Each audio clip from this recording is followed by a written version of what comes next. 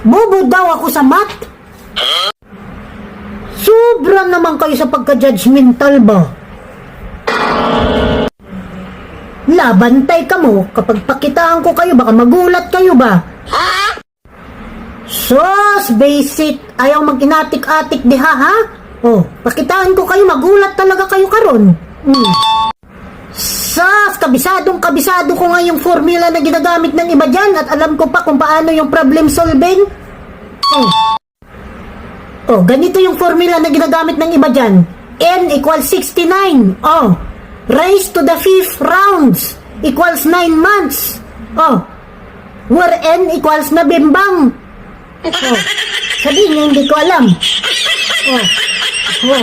Sabihin niyo pa akong bubo sa math.